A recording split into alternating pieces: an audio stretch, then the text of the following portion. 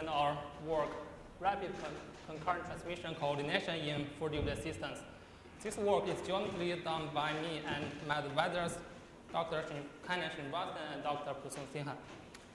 Before I dive into the details of our work, I want to give a brief introduction about 4-duplex system. In our current Wi-Fi system, actually it is a half-duplex system, which means that when a wireless node is transmitting something, it cannot receive. Or when it is receiving something, it cannot transmit. So in this example with two nodes, Alice and Bob, when both of them have packet for each other, it will be something like this. Alice will send a packet to Bob in the first slot, and then Bob sends another packet in the second slot. So that results in two transmission slots for two packets. While in 4-duplex system, with the advanced technique to cancel the self-interference, they are able to receive and transmit simultaneously. So Alice and Bob could send together and resulting in one transmission slot for two packets.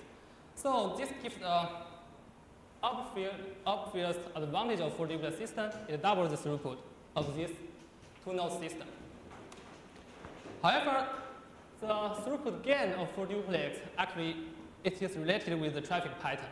So when both Alice and Bob they have packets for each other, we can get twice the throughput as in half-duplex. If we don't have, like, what if only Alice has packet for Bob? Like the traffic is asymmetric, and which is actually very popular in practice. So like in AP network, the downlink traffic dominates, and in some wireless sensor network, the traffic tends to flow from the sensors to the central server. So in both cases, the traffic tends to be asymmetric. And in this asymmetric case, for those 4-duplex nodes, when only Alice has a packet for Bob, and Bob does not have a packet for Alice, it will be something like this. Alice sends a valid packet, but Bob will send some garbage packet, or we can say some busy tone packet as introduced in a Movicon 11 paper.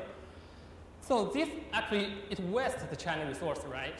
Because Bob could send something valid, but in this case does not have packet for Alice.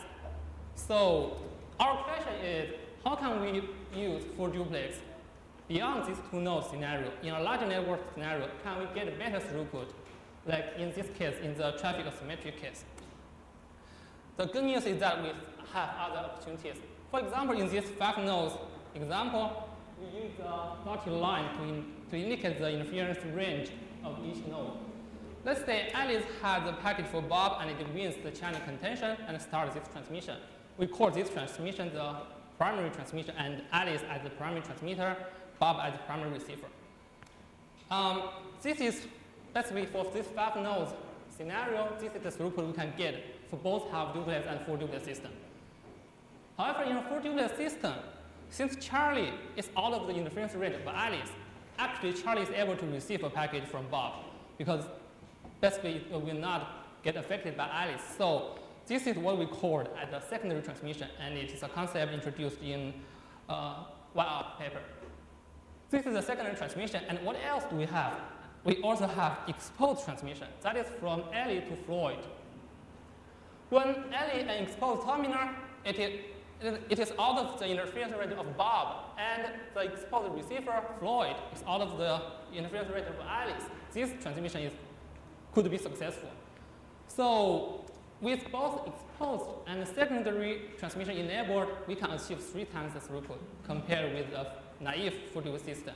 Moreover, if we can enable more exposed terminals in the surrounding area, in the neighborhood of Alice and Bob, we can get even higher throughput. So these are the opportunities we are going to utilize in our design. And before that, I want to introduce several transmission modes in our 4-duplex system. The first one is a bidirectional transmission mode in which both Alice and Bob they have packets for each other. In this case, since both Alice and Bob they are receiving valid packages, we should not allow exposed terminals to transmit. Otherwise, it will cause interference at Alice, which is a primary transmitter. The second case is the unidirectional mode in which only Alice has a packet for Bob, and this is kind of like a half-duplex system In this case, exposed terminals, they have the opportunity to transmit, but still we have to identify who is the exposed terminal and when should they send. The last transmission mode is the secondary transmission mode. It's kind of the same as the unidirectional mode, but in this case, Alice will send a packet to Bob, and Bob will forward another packet to Charlie. Again, in this mode, since Alice is not receiving a valid package, we can allow exposed terminals in this transmission mode. So with this transmission mode in mind, I want to introduce the challenges for the full duplex MAC design in this work. The first one is the rapid coordination among those neighbors. As we know that we have 3 transmission modes defined, and the exposed terminals may have different options in different modes. So we need to tell the neighborhood what is the current transmission mode between the primary transmitter and the primary receiver. And this coordination should be time efficient. We don't want a very high overhead, otherwise it would diminish our throughput gain for full duplex system. The second challenge is to identify exposed transmission opportunities. So which node is an exposed terminal and when should they send? The exposed terminal should not introduce a very high interference at the primary receiver, because in that case there will be a packet cleared at the primary receiver. And the last challenge is we have to pick the potential receivers for both exposed transmission and secondary transmission. Again, we want those transmissions to be successful. So those reception should be, they should experience very little interference. And also, we want to avoid exposed transmission collision. As we noticed in our example, we can enable, in the neighborhood, you can enable more than one exposed transmission. And when we have multiple exposed transmissions happening, there will be potential collision between different exposed transmissions. To confront those challenges, we designed RCTC with 4 components. The first one is the rapid coordination component. We used node signature to help us to realize a fast coordination between nodes. Node signature is a sequence of bits that is unique for every node. They have very high self-correlation value when you correlate two signature.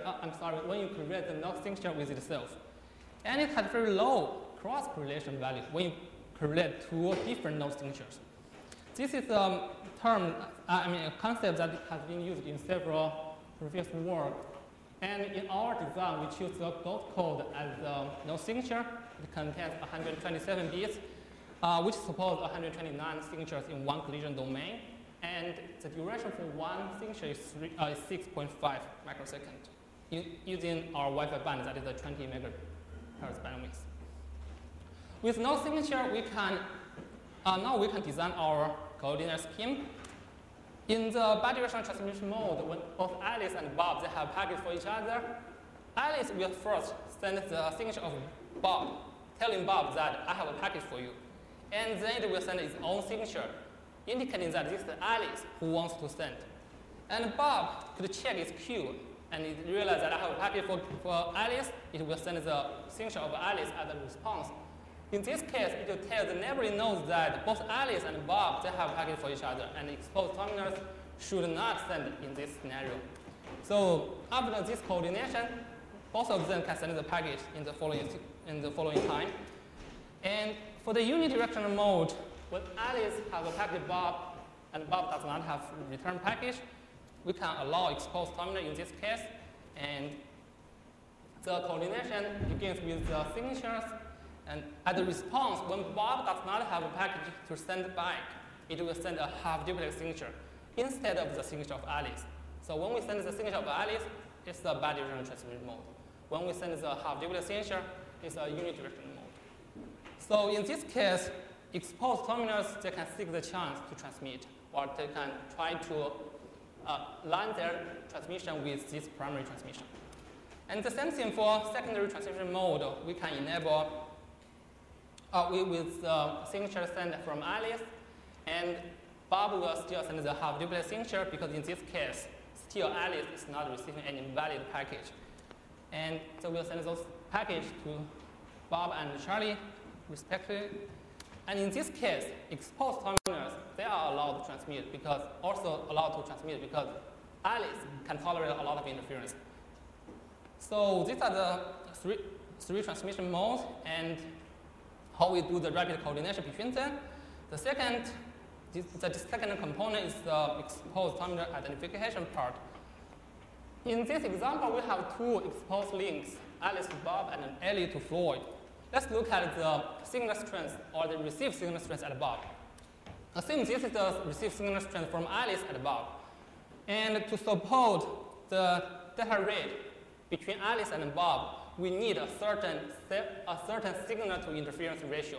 According to Shannon's capacity, if this SIR or this gap is above some threshold, we can support this data rate. So the interference from Alice should lie in this shaded area. It should not exceed this shaded area. And then let's have a look at Floyd. The same thing happens. With the signal strength from Alice and the signal to interference ratio to support the data rate between Ellie and Floyd, the signal strength from Ellie and Floyd should lie in this shaded area. And these are the two constraints for exposed terminals. And we should notice that these two constraints actually they are conflicting with each other. At Bob, we want the signal strength from Ellie as low as possible. And at Floyd, we want that signal strength to be as high as possible. Okay, now let's look at Bob. Just look at Bob and let's see how can we satisfy the constraint at Bob. When Alice sends the signatures to Bob and Ellie, or it broadcasts the signatures, it sends that signature with the transmission power PTX. And it will be received at Bob with the received signal strength PAB. The second time, Bob sends the half duplex signature with the same or the default transmission power, and it will be received by Ellie with the received power PBE. And according to what we have in the previous slides, this is the constraint at Bob. We want those two signal strengths PAB divided by PBE, and this is the constraint. If this constraint is satisfied when this SIR is lower than some threshold, Ellie could send and the interference course by Ellie and Bob could be tolerated. So how can we get this value PAB over PBE on the fly? The answer is signal strength reflection. So when Bob sent out the half duplex signature, instead of using the default transmitted power, you use an inverse of the received power, like C over PAB. C is just a constant we defined, and PAB is the received power strength at Bob. And this signal will be received at Ellie using according to that expression. And this one has both PBE and PAB inside, and this could be a very good indicator for how much interference can be tolerated by Bob. And this is how we identify Ellie as an exposed terminal. So this is how we can satisfy the constraint at Bob. To satisfy the other constraint, we use history information to select the potential receiver of exposed transmissions. And also this scheme can be used for the selection of secondary transmission receivers. Each node in the network will keep two maps. One is the exposed terminal map, the other one is the secondary transmission map. Because they kind of behave the same way, I will just introduce exposed terminal map. So when Alice broadcasts the signatures, Ellie will check its exposed terminal map according to Alice. So these are the potential receivers when Alice is sending. And when Alice is sending, those potential receivers will be Matt, Floyd, Neil, and Leonard. And for the last column is the probability that when Alice is sending, what is the probability that if I send a packet to, let's say, Floyd, what is the probability that this packet reception is going to be successful? Because currently, according to this example, Floyd has it with only one AP. It cannot receive from one AP and forward a packet to another AP. So that's why we don't have a lot of secondary transmission opportunities. In an AP network with a varied number of APs, our scheme could achieve like around as high as 2.3 times the throughput of AP native without any loss in the fairness between all of the flows enabled. In an ad hoc network, we achieve around 54% gain over FT native, and also we don't have any loss in fairness, which is not shown here. To summarize this paper, we designed a fast and low overhead signature mechanism using the node signatures to coordinate the neighborhood. We use the signal strength reflection to identify exposed terminals, and our throughput gain will be as high as 2.3 times. Our future work includes like enabling multiple data rates, and also we want to study the transmission priority in our system, because currently we give the return transmission like the bidirectional mode the highest priority, instead of maybe when with higher density it's not the best choice, because we may have a lot of exposed transmission opportunities that are ruled out in this case. So thank you for listening to the talk. Any questions?